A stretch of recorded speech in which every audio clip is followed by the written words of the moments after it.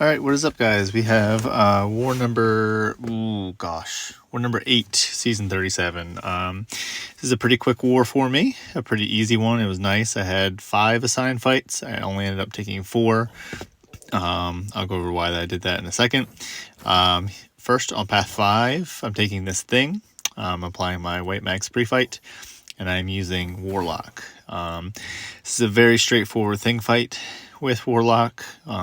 Warlock's probably not the best counter, but I mean, he works just fine, and I need him for some of my other fights later in war. This is a Falcon trap because this thing has what's it called? Force of Will, I think it's called. So he's immune to ability modification. So the main thing here is to watch his rock stacks.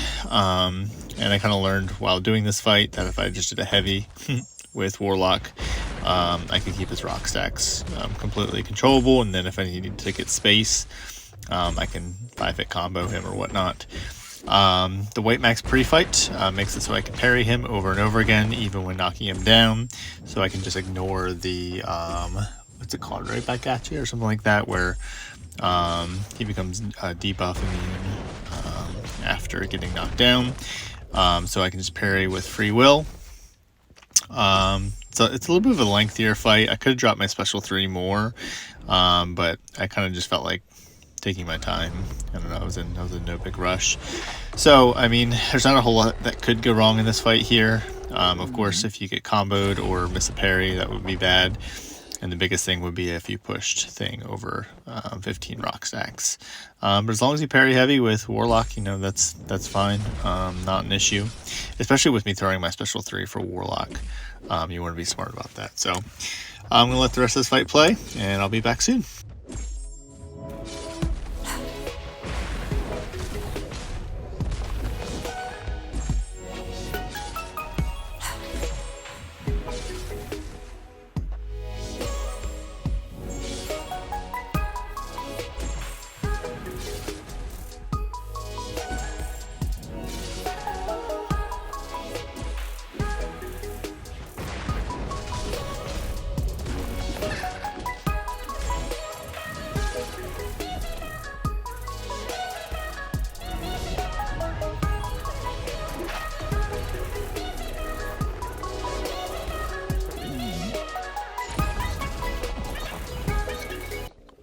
All right, and next up I have this Mordo on path 5. I don't fully remember the note here. Obviously, it's ebb and flow knockdown. I think it's heavy hitter, I believe. So you gotta be careful with his heavy attacks, which actually I think he does nail me with the heavy, because I just wasn't expecting it here in the very beginning. But with this fight using Archangel and my white max pre-fight, it's a very straightforward, just parry heavy. Obviously try to watch Mordo's health, or not health. Wow, it's been a long day. Watch his power. Don't let it get out of hand.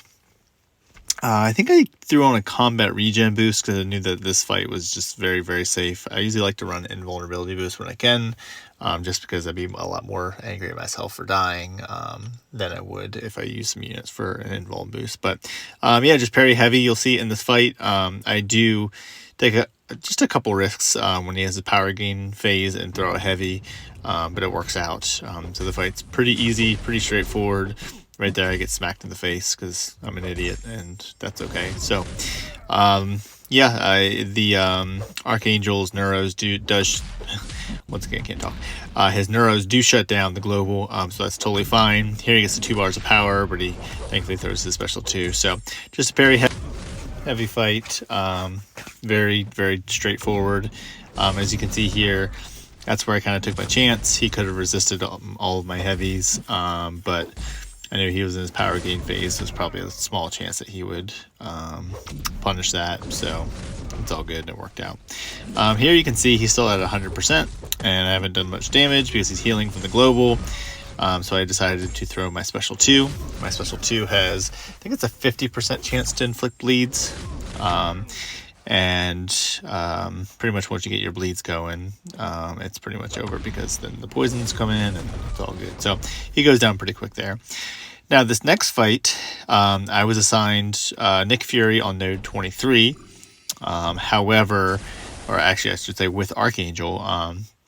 However, with some wise counsel, I brought up the idea that it maybe wasn't the best counter, because Nick Fury's second life, if he gets passive or he doesn't cooperate very well, I could easily become rooted. And if I could become rooted, then Archangel is screwed versus Nick Fury. So we ended up changing that up. We took it with the Cosmic Ghost Rider, and it went very well. So I was glad that we were able to avoid that possible death there. So that was good.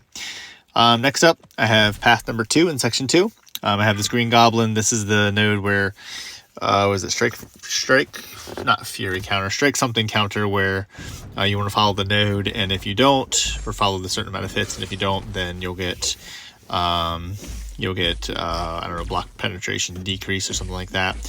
You also want to parry him as little as possible, because you get disorients on you. So what I did is I parry heavied in the beginning, just to try to kind of get my infections up as quickly as possible. Also to get that heavy out of the way for the node. And then I kind of backed off, and I just kind of hit into his block so that I could kind of buy some time. I am running 150% tech boost, so I'm getting some power back. I'm out of 200s right now, so that's why I'm doing the 150s. But this fight's pretty easy. The biggest thing with Green Goblin, in my opinion, is don't let him get to a special 2, because if he does, those can be just a little awkward to avoid, and they hit really hard, especially if they land a bunch of debuffs on you. So that was pretty easy. Thankfully, I don't remember what I was going to say. My wife just texted me. But anyway, yeah, no, it went well. So it was all good. Last fight that I have, like I said, it was a pretty easy, pretty quick war, is this Domino. The goal here, because it has the same node where you want to follow the mediums and the lights and heavies and all that kind of stuff, you do not want to backdash too many times, because then you get the disorients on you. So I was just going to try to parry her when I could, and when it failed, I was going to just hold block and punish her heavy. So yeah, so it goes pretty well. Nothing too crazy. The one question that I had, and I think I know the answer, but when throwing your special 2, if she goes lucky, can she evade it mid special? I don't think she can. I think if you're in the middle of the special 2, like you saw in the first one, she went lucky. But anyway, it never came up. So only thing that could go wrong in that fight, I guess, is if you got hit, or if you backdash too many times, or I don't know, didn't follow the node. I don't know. Those fights are really, really hard to screw up, especially with the rank 4 Warlock. So that was it for me. That was it for this war. It was a very close war. It was 0-0 for a long time. We did end up losing. We lost by 1 death. We did not ban Quake, which I think was maybe our downfall, because Salty is very good Quakers. So congrats to Salty. I hope you guys have a wonderful rest of your season. And yeah, thanks guys for watching, and I'll see you next time.